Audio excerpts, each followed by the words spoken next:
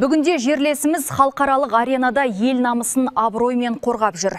Кәсіпқой бокста 12 жекпе-жек өткізіп, оның 11-інде жеңіске жеткен спортшының 10 жеңісі мерзімінен бұрын нокаутпен аяқталған.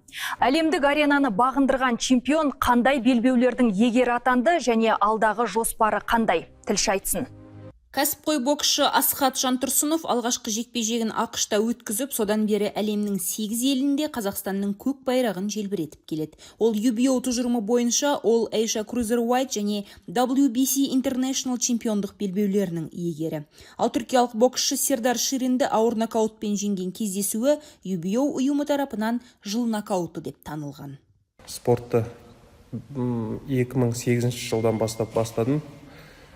Сол кезден бастап 6 дүркін Қазақстан чемпионы болдым кикбокстан, 2 дүркін Азия чемпионы болдым, әлем кубогын ұттым. Одан кейін 2018 жылы кәсіпқой боксқа ауыстым. Содан бері 11 кездесу өткізіп, басқа мақсатымыз енді Қазақстан елін намысын қорғау, еліміздің туын көтеру және өзіміздің ауылдың, отбасының абыройын көтеру.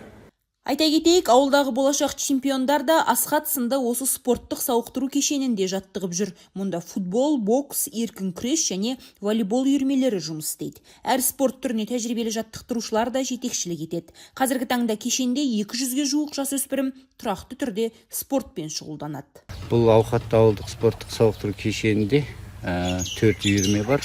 Волейбол, футбол, бокс, еркін күрес. Футболдан жасөспірімдер аудандық, республикалық, ауылдық жарыстарға барып нәтижелі 18 кубогымыз бар. Тағы айтар кететін болсақ, волейболдан да өзіміздің қыздар арасында жинақталған команда бар, оқушылар арасында.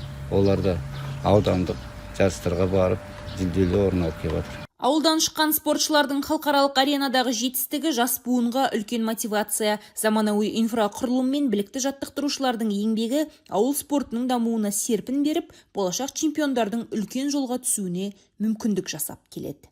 Мадина Оқас, Әйгерім Қожабайқызы, Еркебұлан Болатұлы, Қордай 24 Ньюс.